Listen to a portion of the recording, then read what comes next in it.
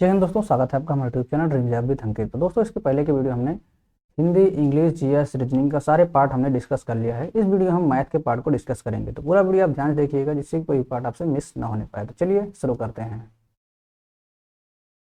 तो दोस्तों, हम यहाँ पे कंप्यूटर के स्क्रीन पे आ गए हैं और पहला क्वेश्चन है, उस कोण की माप जिसका समपूरक उसके पूरक के 4 गुने के बराबर है। तो सबसे पहले हम जान लेते हैं कि समपूरक क्या होता है और पूरक क्या होता है।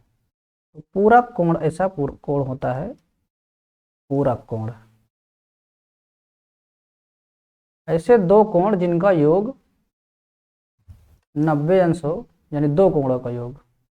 और समपूरक कोण होते हैं जिनका योग 180 अंश होता है। अब यहाँ पे कह रहा है उस कोण की माप जिसका समपूरक उसके पूरक के 4 गुने के बराबर है। तो हम मान लेते हैं कोई कोण है, मान लेते हैं कोई कोण x अंश है जिसका समपूरक उसके पूरक के 4 गुने के बराबर है। अगर कोई कोण आप मान लेते हैं, जिसे मान लिया हमने x है, इसका समपूरक क्या होगा, हम 180 अंश में से, चूंकि इनका योग 180 अंश होता है दो कोणों का योग, तो इसका जो समपूरक होगा वो 180 अंश माइनस x हो जाएगा। और जो ये है, ये उसी कोण के पूरक कोण, उसका पूरक कितना होगा, तो हम 90 में से अगर उस कोण को घटा देंगे तो उसका पूरक कोण निकल आएगा। और इसके ये 4 गुने के बराबर है। अब इसको हम सॉल्व करेंगे तो ये हो जाएगा 180 अंश माइनस एक्स, और ये हो जाएगा 360 माइनस 4x। अब इस 4x को इधर ले आएंगे तो ये हो जाएगा माइनस का प्लस में, 4x माइनस एक्स, 360 ये एज इट इज रहेगा, और ये इधर वाला प्लस में इधर आएगा तो माइनस में हो जाएगा, 180 अंश हो जाएगा। अब ये 3x बराबर 180 आ जाएगा, 3 से इसको काट देंगे तो x बराबर 60 अंश आ जाएगा, यानी आपका डी ऑप्शन इसका सही हो जाएगा। चलिए नेक्स्ट क्वेश्चन पे चलते हैं। दोस्तों, आगे बढ़ने से पहले एक पुस्तक के बारे में बताना चाहूँगा। ये है चक्षु पब्लिकेशन की पुस्तक, जो कि प्राइमरी टीचर के लिए केवीएस के लिए बनाई गई है। नए सिलेबस और पैटर्न पर आधारित है, जिसमें आपको सारे सब्जेक्ट आपको डिटेल में मिल जाएंगे। उसके साथ में आपको ऑब्जेक्टिव मिलेगा, और ऑब्जेक्टिव के साथ साथ आपको उसका डिटेल में एनालिसिस भी आपको देखने को मिलेगा। इसमें 2000 से ज़्यादा बहुविकल्पी प्रश्न समाहित किए गए हैं, और साथ यह कंप्लीट स्टडी गाइड है। इसमें आपको थ्योरी के साथ साथ उसका ऑब्जेक्टिव फॉर्म भी आपको देखने को मिलेगा। जैसा कि यहाँ पे आप देख पा रहे हैं, ये आपका ऑब्जेक्टिव है, उसके बाद उत्तरमाला है, और उत्तरमाला के बाद यहाँ पे उत्तर व्याख्या सहित दिया गया है। अगर आप इस पुस्तक को लेना चाहते हैं तो आप इसे ऑनलाइन फ्लिपकार्ट, अमेजन, स्नैपडील या फिर आप अपने नज़दीकी पुस्तक केंद्र से परचेज कर सकते हैं। लिंक आपको डिस्क्रिप्शन बॉक्स में मिल जाएगा, वहाँ से भी आप जाके ले सकते हैं, या फिर आप अमेजन पर डायरेक्ट सर्च कर सकते हैं। तो चलिए शुरू करते हैं। एक क्वेश्चन नेक्स्ट है, त्रिभुज एबीसी में भुजा एबी और एसी क्रमशः पी और क्यू तक बढ़ाया गया। कोण पीबीसी और कोण क्यूसीबी के समद्विभाजक परस्पर ओ पर प्रतिच्छेद करते हैं। यदि कोण ए 56 अंश है तो कोण बीओसी बराबर है। तो पहले यहाँ पे त्रिभुज एबीसी दिया हुआ है, तो आप त्रिभुज बना लेते हैं कोई। यहाँ पे हम त्रिभुज बना लिए हैं इस तरह से। अब यहाँ पे ए से शुरू है, आपको ए बी सी, ठीक। अब यहाँ पे कह रहा है ए बी और ए सी क्रमशः पी और क्यू तक बढ़ाया गया। ए बी को बढ़ाया गया पी तक, और ए सी को बढ़ाया गया क्यू तक। और फिर कोण पी बी सी और कोण सी बी के समद्विभाजक, यानी कोण पी बी सी, बी यहाँ पे बीच में, जो भी बीच में रहेगा उसको हम यहाँ पे कोण मानते हैं। यहाँ पे सी कोण हो जाएगा। इसके समद्विभाजक परस्पर ओ पर प्रतिच्छेद करते हैं। अब इसको हम अगर बीच से करेंगे तो ये समद्विभाजक हो जाएगा। इसको यहाँ से करेंगे और इसको यहाँ से करेंगे, तो ये दोनों ओ पे काटते हैं, ठीक। यहाँ पे प्रतिच्छेद करते हैं। यदि कोण ए 56 अंश है और ये वाला जो है आपका ये 56 अंश है, तो आपको निकालना क्या है, कोण बी ओ सी, यानी आपको ये वाला कोण एंगल आपको निकालना है। अब इसका सूत्र होता है, अब आपको निकालना है कोण बी ओ सी। जब ये वाला कोण अगर आपको निकालना है, कोण बी ओ सी, सॉरी, तो ये जो कोण होगा ये इस कोण के आधे के पूरक होगा। तो पूरक के लिए क्या करेंगे हम, 90 माइनस कोण ए का हम आधा कर देंगे, ये कोण जो होता है वो इसके आधे का पूरक होता है। 90 माइनस 1 56 का आधा हम करेंगे तो 28 हो जाएगा, और इसमें से हम घटा देंगे तो आ जाएगा 62 अंश। इसका आंसर यहाँ पे डी सही हो जाएगा। उसके बाद है कोई राशि ए बी सी और डी में 3:4:8:6 के अनुपात में बांटी जाती है, तो सी का भाग बी के भाग से 28-20 रुपये अधिक है, तो ए और डी के भागों का योग क्या होगा। अब यहाँ पे जब कोई भी चीज़ें अनुपात में दी होती है तो इसको वास्तविक में लाने के लिए क्या करते हैं हम, इसमें हम इसको मान लेते हैं कि 3x है, और इसको मान लेते हैं 4x है, इसको मान लेते हैं 8x है, और 6 को मान लेंगे 6x है। अब ये अलग अलग व्यक्ति के हैं, तो ये आपका ए का हो गया, ये बी का हो गया, ये सी का हो गया, डी का हो गया। अब सवाल में दिया है कि सी का भाग बी के भाग से 28-20 अधिक है, तो सी का ये है, बी का ये, यानी दोनों का जो अंतर है 4x वो 2820 के बराबर है। एक्स इसको हम काटेंगे तो एक्स की वैल्यू जो आएगी 7, 4 7 28, 4 5 20, 705 आ गई। अब कह रहा ए और डी के भाग का योग, तो ए का 3x है, डी का 6x है, तो ए प्लस डी का आएगा 9x। एक्स की वैल्यू हमको पता है 705 है, इसको हम गुणा करेंगे तो 9×5 = 45 हो जाएगा, और उसके बाद 9×7 = 63 हो जाएगा, यानी 6345। डी ऑप्शन इसका सही हो जाएगा। नेक्स्ट क्वेश्चन है, केंद्र ओ वाले एक वृत्त में जीवाएं ए बी और सी डी समांतर हैं और केंद्र के विपरीत की ओर स्थित हैं। यहाँ पे हम एक वृत्त बनाते हैं, थोड़ा सा गलत हो रहा है, ठीक है, ये हो गया आपका वृत्त में जीवाएं ए बी और सी डी। जरूरी नहीं है कि दोनों भुजाएं बराबर हों जीवाएं, ये ए बी है और एक जीवा है वो सी डी है, ये है सी डी, दोनों एक दूसरे के विपरीत हैं। यदि ए बी बराबर 20 सेंटीमीटर, ये आपका डिस्टेंस जो है इसका 20 सेंटीमीटर है, चलिए मैं इसको नोट, यहाँ पे 20 है और ये आपका टोटल 48 है, और जीवाओं के बीच की दूरी 34 है। ये टोटल डिस्टेंस आपके इसके बीच की दूरी 34 है। ठीक, अब आपको निकालना है इसका व्यास निकालना है, यानी त्रिज्या निकला है तो व्यास हमारा निकल ही जाएगा। और त्रिज्या कहाँ, यहाँ से हमको ये डिस्टेंस हमको पता करनी है। ये मान लेते हैं दोनों की आर है, चूंकि वृत्त में कहीं भी अगर हम त्रिज्या को देखेंगे तो दोनों से त्रिज्याएं इसकी सेम ही रहेंगी। तो ये अगर इसका हम आधा देखें तो कितना आएगा, देखिए ये आपका 48 है तो इतना आधा इसका हो जाएगा 24। ठीक, ये 20 है तो इसका आधा हो जाएगा 10, हो जाएगा कि नहीं हो जाएगा। अब हम अगर इस त्रिभुज को देखें तो हमारा यहाँ पे दूसरा मैं कलर लेता हूँ जिससे आपको समझने में आसानी हो। एक त्रिभुज हमारा ये तैयार हो रहा है, ये वाला, ठीक, एक त्रिभुज ये तैयार हो गया और एक त्रिभुज हमारा ये तैयार हो गया। अब ये देखिए इसका पता कर, ये 10 है, इसका 12 है, इसको आर हो गया, ये वाली डिस्टेंस हमें नहीं पता है। अब पूरी 34 है, तो अगर हम इसको x मान लें तो ये वाली डिस्टेंस हमारी 34 - x हो जाएगी, क्योंकि पूरा पता है लेकिन हमें ये कितना है, ये कितना है, ये नहीं पता है। अगर हम एक माने x तो दूसरी हमारी हो जाएगी 34 - x, और दोनों को जोड़ देंगे तो 34 हो जाएगा। अब हम ऊपर वाले से एक समीकरण बनाते हैं, क्योंकि एक समकोण त्रिभुज है तो पाइथागोरस प्रमेय अगर इस पर हम लगाते हैं, पाइथागोरस प्रमेय अगर हम लगाते हैं तो जो कर्ण पे बना हुआ, कर्ण का होल स्क्वायर, यहाँ पे कर्ण हमारा r है, और यहाँ पे अगर इसको लंब मानेंगे तो x² प्लस आधार हमारा हो जाएगा 10 का होल स्क्वायर, यानी कि 100। एक समीकरण हमारा ये बन गया।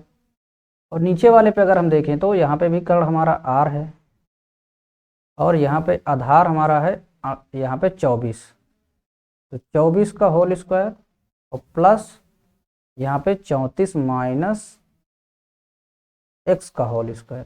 ठीक, ये हो गया हमारा दूसरा समीकरण। अब इसको हम सॉल्व करेंगे तो यहाँ पे जो r² लिखा हुआ है इसको हम यहाँ पे x² + 100 लिख सकते हैं, तो यहाँ पे आ जाएगा x² + 100 बराबर 24 24 हम 576, और प्लस यहाँ पे 34 34 हम आएगा 1156, और प्लस x² -2ab तो माइनस का हो जाएगा 34 दूनी 68x, इतना आ जाएगा।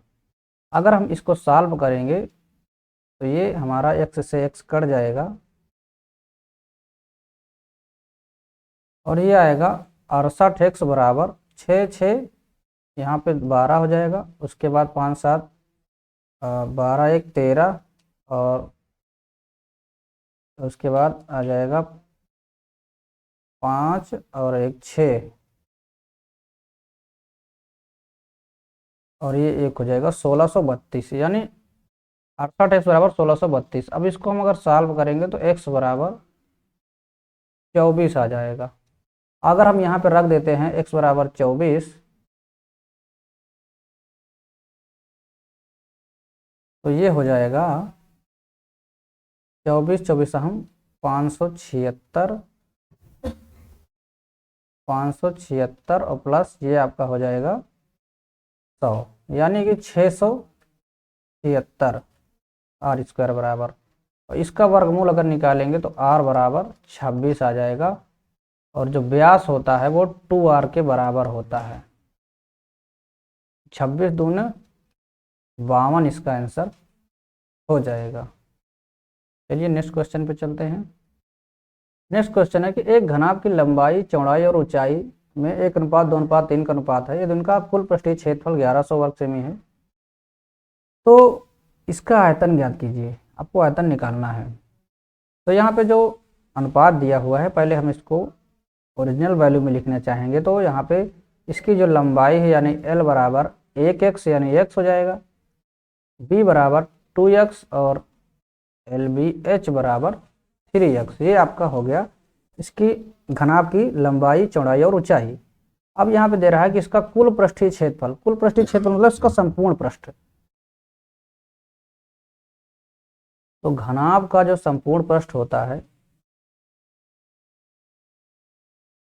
इसका सूत्र होता है 2 गुणे लंबाई धन चौड़ाई LB, लंबाई गुणे चौड़ाई LB BH और HL। इस तरह से आप लिख सकते हैं इसका सूत्र को, लंबाई गुणे चौड़ाई, चौड़ाई गुणे ऊंचाई, उसके बाद ऊंचाई गुणे लंबाई।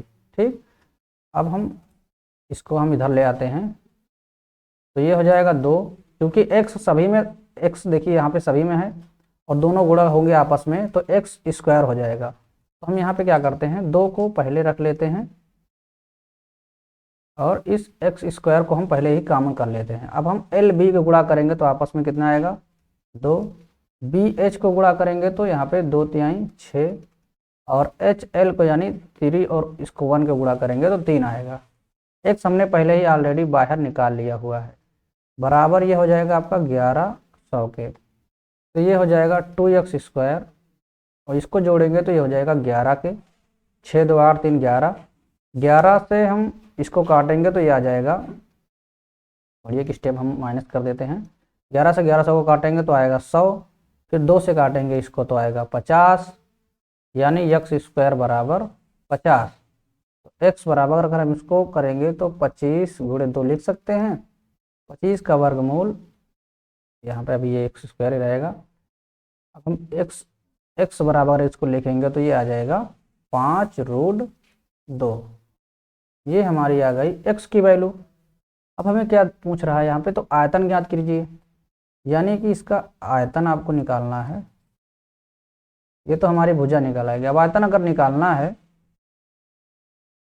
इसका कुल पृष्ठीय क्षेत्रफल इतना है तो इसका आयतन ज्ञात करना है। आयतन क्या होता है LBH, यानी कि आपको तीनों का गुणा करना है। तीनों भुजाएं यहाँ पे हैं, कितनी हैं, इसको आपस में गुणा करेंगे तो कितना आएगा x into 2x x sorry into 2x, यहाँ पे इंटू भी सेम है, x भी सेम है, और इंटू यहाँ पे 3x, तो ये हो जाएगा 6x का क्यूब। ठीक, तो 6 तो 6 ही रहेगा। अब इसको हम 3 बार करेंगे तो 5 50 25 पंचे 125, और x को 3 बार यहाँ पे हम गुणा करेंगे तो आएगा 2√2। अब इसको आप गुणा कर लीजिए तो ये हो जाएगा आपका 125 दूना 250, 250 गुणे 6 1500√2, यहाँ पे डी ऑप्शन इसका सही हो जाएगा। चलिए नेक्स्ट क्वेश्चन पे चलते हैं दोस्तों। अगला क्वेश्चन है, भुजा 2a इकाई वाले एक समबाहु त्रिभुज के क्षेत्रफल का एक वर्ग जिसका विकर्ण 2a इकाई है क्षेत्रफल से अनुपात है। यानी 2a भुजा का एक समबाहु त्रिभुज है, उसका क्षेत्रफल का एक वर्ग, यानी उसका क्षेत्रफल उसके बाद फिर एक वर्ग है जिसका विकर्ण दिया हुआ है 2a है, उसके क्षेत्रफल से अनुपात निकालना है आपको। तो एक समबाहु त्रिभुज यहाँ पे दिया गया है। समबाहु त्रिभुज क्या होता है? जिसकी तीनों भुजाएं बराबर होती हैं। तो ये एक त्रिभुज हो गया, इसकी 2a भी है, 2a भी है और 2a भी है। और उसके बाद कह रहा है कि एक वर्ग हम दिया हुआ है, इसका विकर्ण 2a है, एक भुजा नहीं इसके 2a, और दोनों के क्षेत्रफलों का अनुपात आपको निकालना है। यहाँ पे पहले तो समबाहु त्रिभुज का क्षेत्रफल क्या होता है? समबाहु त्रिभुज का क्षेत्रफल होता है √3/4 भुजा का स्क्वायर। यहाँ पे थोड़ा सा मुझे राइटिंग में दिक्कत है क्योंकि मेरी ज़्यादा लिखने की है नहीं। तो यहाँ पे √3/4 भुजा यहाँ पे 2a है, तो ये इसका स्क्वायर करेंगे तो हो जाएगा 4a²। तो यहाँ से इसको हम काट देते हैं, तो इसका जो आ जाएगा वैल्यू आएगा कितना? √3a²। ठीक, ये आपका हो गया। अब हम वर्ग का क्षेत्रफल निकालेंगे। इसका सूत्र होता है 1/2 अगर विकर्ण दिया है तो विकर्ण का होल स्क्वायर, अगर विकर्ण नहीं रहता तो भुजा का होल स्क्वायर डायरेक्ट ही हो जाता है। अब यहाँ पे 1/2 विकर्ण है, यहाँ पे 2a है, इसका स्क्वायर करेंगे तो कितना आएगा? 4a²। 2 से 2 हम काट दें, यहाँ पे आएगा कितना? 2a²। ठीक, ये समीकरण हमारा 2 हो गया, ये समीकरण हमारा 1 हो गया। अब सूत्र के हिसाब से इसको रख लीजिए। आपका त्रिभुज और वर्ग का अनुपात यहाँ पे निकालना था। 1/2 अगर हम करेंगे तो आएगा √3a²/2a², स्क्वायर से कट जाएगा, √3/2 आ जाएगा, यानी इसका आंसर सी सही हो जाएगा। चलिए नेक्स्ट क्वेश्चन पे चलते हैं। नेक्स्ट क्वेश्चन है, रमन ने एक वस्तु 8% लाभ पर बेची। यदि वह वस्तु 150 रुपये अधिक मूल्य पर बेची जाती तो लाभ 14% का होता। यदि वह वस्तु को 2650 रुपये पर बेचता है तो लाभ प्रतिशत होगा, कितना होगा? एक वस्तु को 8% लाभ पर बेची, अगर उसको मान लीजिए कोई वस्तु होती, मान लीजिए 100 रुपये की तो उसने ली थी, लेकिन 8% लाभ पर बेची, तो यानी कि उस वस्तु को उसने 108 रुपये में बेचा। यदि उस वस्तु को 150 रुपये अधिक मूल्य पर बेची जाती, यानी कि अभी कितना बेचा? 108 में बेचा, लेकिन अगर ये 150 रुपये अधिक में बेचता तो लाभ 14% का होता। अभी कितने का हो रहा था? 8% का हो रहा था। अब कितने का हो रहा है? 14% का हो रहा है। तो यानी ये जो 150 रुपये का डिफरेंस आ रहा है, ये 8 से 14 में 14% जाने पे हो रहा है। तो कितने का डिफरेंस हो रहा है यहाँ पे? 14 - 8%, यानी कि जो 6% का डिफरेंस है वो 150 के बराबर है। समझ रहे हैं? तो 1% कितने के बराबर होगा? यहाँ पे इसको हम अगर भाग देंगे तो ये अगर इसको सॉल्व करेंगे तो 6 दूनी 12 और 6 पंचे 30 के बराबर हो जाएगा। ठीक, अब यहाँ पे अगर इसको हम 100% करेंगे तो 100% ये हो जाएगा 2500 के बराबर। यानी इस वस्तु की जो कीमत थी वो 2500 रुपये थी। यदि वह वस्तु को 2650 रुपये पर बेचता तो लाभ प्रतिशत क्या होगा? यानी ये इसका हो गया क्रय मूल्य। ठीक, विक्रय मूल्य कह रहा है कितना? 2650। तो प्रतिशत लाभ का सूत्र क्या होता है? लाभ बटे क्रय मूल्य इंटू 100। लाभ यहाँ पे कितना होगा? 2500 का खरीदा था, 2650 का बेचा, तो 150 का लाभ हुआ। खरीदा कितने का था? 2500 का, गुणे 100, इसको कर दीजिए। 0 से यहाँ पे 0 काट सकते हैं या फिर इसको भी रहने देते हैं। अभी हम इस 25 से काटते हैं इसको, 25 चौको 100, ठीक, ये कट गया। उसके बाद आ जाएगा, अब यहाँ पे हम 150 को 4 से गुणा करेंगे तो 15 चौको 60 यानी 600 आएगा। नीचे के 0 से कट जाएगा तो बचेगा सिर्फ 6। तो इसका जो आंसर आएगा वो 6% आएगा, यानी कि इसका सी ऑप्शन सही है। नेक्स्ट क्वेश्चन देखते हैं। आयतन 46,656 सेंटीमीटर क्यूब वाले एक ठोस घन को 8 बराबर आयतन वाले घनों में काटा जाता है। मूल घन के पृष्ठीय क्षेत्रफल का छोटे 8 घनों के कुल मिलाकर पृष्ठीय क्षेत्रफल से अनुपात क्या है। थोड़ा आपको सवाल यहाँ पे समझना है कि एक बड़ा सा ठोस घन है जिसका आयतन यहाँ पे दिया गया है, उस घन को 8 टुकड़ों में काटा जाता है बराबर आयतन वाले में। यानी जो यहाँ पे आपको आयतन दिया है इसको आपको 8 भागों में बांटना है, काटा जाता है। उसके बाद फिर आपको छोटे छोटे 8 घन तैयार होते हैं। अब मूल घन के पृष्ठीय क्षेत्रफल को, जो मूल घन यानी पहले वाला घन है, पहले वाले घन के पृष्ठीय क्षेत्रफल का फिर जो छोटे वाले 8 घन हुए हैं उनके उनके उन घनों के कुल मिलाकर पृष्ठीय क्षेत्रफल से अनुपात आपको निकालना है। पहले वाले घन का पृष्ठीय क्षेत्रफल निकालना है, उसके बाद आपको जो नीचे वाले जो छोटे वाले हैं 8 घन उनके कुल पृष्ठीय क्षेत्रफल के अनुपात को आपको उसका अनुपात निकालना है। तो चलिए यहाँ पे देखते हैं। पहले तो हम बड़े वाले घन जो हुआ हमारा बड़ा वाला घन है उसकी भुजा निकाल लेते हैं, क्योंकि पृष्ठीय क्षेत्रफल निकालने के लिए हमें भुजा की जरूरत पड़ती है।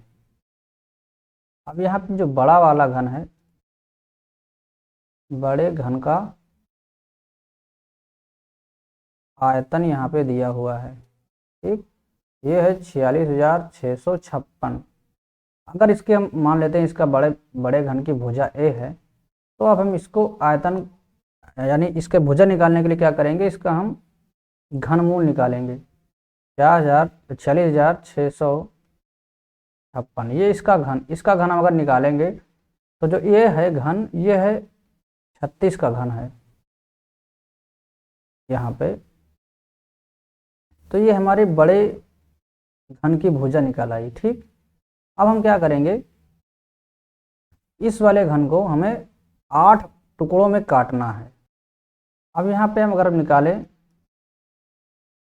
छोटे घन का आयतन, तो ये वाला जो है इसको हम 8 से भाग दे देंगे तो हमारे एक घन का आयतन निकल आएगा 46,656 भागे 8। अगर हम इसको 8 से भाग देंगे तो ये आएगा 5832, ठीक, ये आपका 5832 आ गया। ये आपका एक छोटे घन का आयतन है। अब अगर इसका वॉल्यूम निकालें, इसको हम अगर इसको हम घनमूल निकालें यानी इसके भुजा, ठीक, तो हम इसका ये वॉल्यूम है, इसको हम करेंगे, इसका हम घनमूल अगर निकालेंगे तो ये आएगा 18 के बराबर। तो हमारी यानी जो बड़ा वाला हमारा घन था उसकी भुजा 36 है और छोटे वाला जो हमारा घन है इसकी भुजा 18 है। अब हमको क्या निकालना है, दोनों का पृष्ठीय क्षेत्रफल निकालना है। तो चूंकि सूत्र सेम होता है तो हम इसको, लेकिन अभी पहले सूत्र पर रख लेते हैं, उसके बाद ही आपको सॉल्व करके दिखाते हैं। अब घन का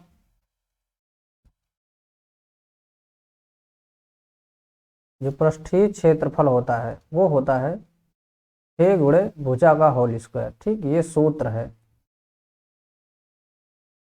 अब अगर हम इसको बड़े वाले से करेंगे, अब हम दोनों में निकालते हैं, बड़े वाले में करेंगे तो ये हो जाएगा 6 गुणे 36 का होल स्क्वायर, ठीक, एक समीकरण हम इसको बना लेते हैं। और हम अगर छोटे वाले में करें, यानी कि ये हमारे बड़े वाले का हो गया, ठीक, इसका हो गया। अब हम छोटे वाले का निकालते हैं।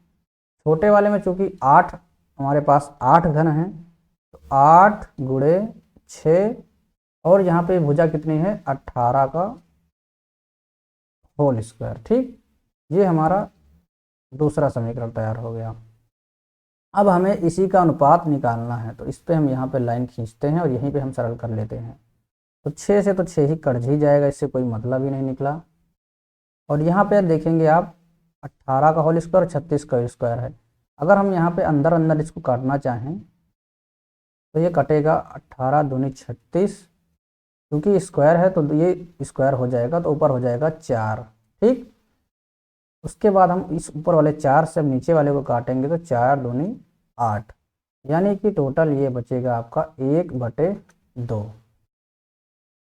समझ रहे हैं इसको हमने कैसे काटा? देखिए, ये है 36 का होल स्क्वायर और नीचे वाला है 18 का होल स्क्वायर। इसको हम इस तरह से कर सकते हैं, 36/18 का होल स्क्वायर, तो 18 दूनी 36, बचा 2, 2 का होल स्क्वायर करेंगे तो 4 आएगा, ऊपर बचा 4, 6 हमने काटे दिया था, 4 से 8 को काटेंगे तो 1/2 आएगा। 1/2 यहाँ पे एक ऑप्शन में है।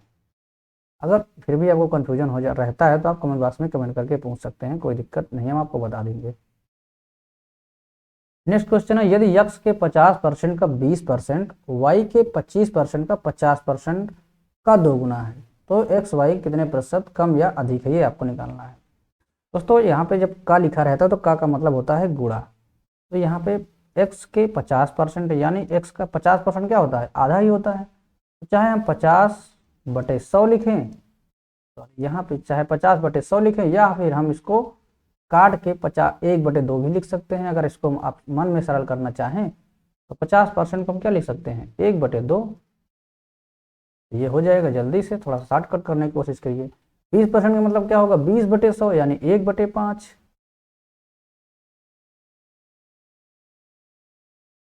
तो ये हो जाएगा 1/5। ये हो गया। y के 25% का मतलब हुआ 1/4। ठीक, का 50% यानी 1/2, का 2 गुना है, 2 से गुणा कर दो। ठीक, ये 2 से 2 कट गया। उसके बाद क्या बचा आपका? यहाँ इस वाले 2 से इस वाले को काट देंगे। ठीक, तो x/y जो बच रहा है, x/y बचेगा, कितना बचेगा? 5/2। ये तो बचेगा, 5 ऊपर चला जाएगा, नीचे ये वाला 2 बचेगा। यहाँ पे निकाल पूछ रहा है एक्स वाई का कितने प्रतिशत या कम या अधिक है। तो जो x बराबर है वो y का 5/2 है, यानी कि x y का 2.5 गुना है। ठीक, समझ रहे हैं? x y का 2.5 गुना है।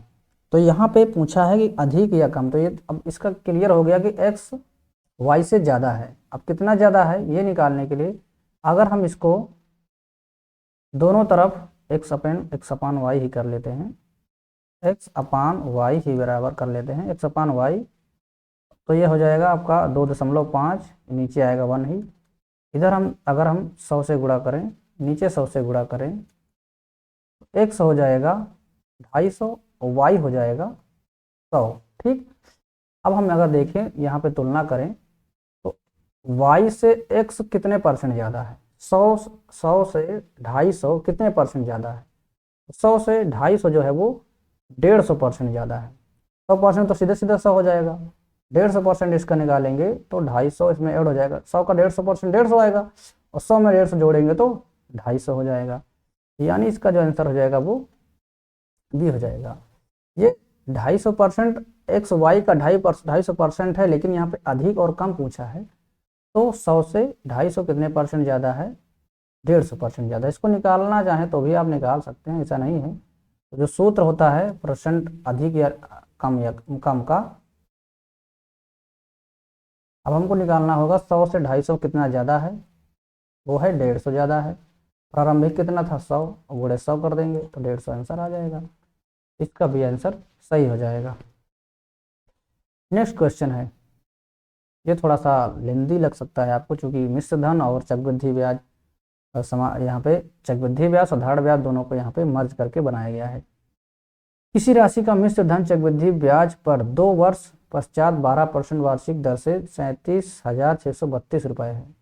मिश्र धन चक्रवृद्धि ब्याज पर 2 वर्ष का 12% से, जबकि ब्याज वार्षिक संयोजित होता है। ठीक है, उसी राशि पर उसी दर से पहले से 2 गुना समय के लिए साधारण ब्याज कितना होगा? तो इसके लिए पहले हमें मूलधन निकालना होगा। चूंकि मूलधन हमारे पास नहीं रहेगा तो हम साधारण ब्याज नहीं निकाल सकते। हमारे पास यहाँ पे मिश्र धन दिया हुआ है, तो यहाँ पे हम जो चक्रवृद्धि ब्याज पे जो मिश्र धन का सूत्र होता है,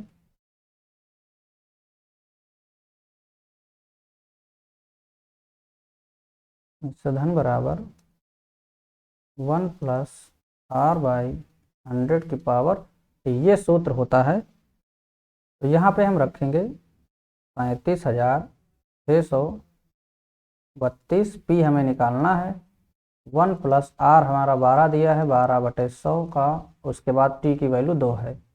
अब इसको हम सॉल्व करेंगे तो यहाँ पे हम करेंगे 4 3 12 और ये हो जाएगा 25। 25 सेकंड में 25 और 3 28, यानी 28 का वर्ग बटे 25 का वर्ग। ठीक, ये हमारा। अब हम इसको अगर सॉल्व करें तो हमारी p की वैल्यू जो आएगी, ये जो 28 का वर्ग है 8 64, उसके बाद आएगा 8 दूनी 16 दूनी 32 और 6 8 सिलाए 3, उसके बाद 4 तो 784। ठीक, ये हो गया 784 और नीचे आपका 625, और यहाँ पे अभी रुक जाइए, अभी ये p यहीं रहेगा और यहाँ पे 37,632। इसको आप सॉल्व करेंगे तो ये जो टोटल है ये 48 बार में चला जाएगा। 784 को अब आप सॉल्व करेंगे तो ये 48 बार में जाएगा। तो p बराबर अगर हम इसको गुणा करेंगे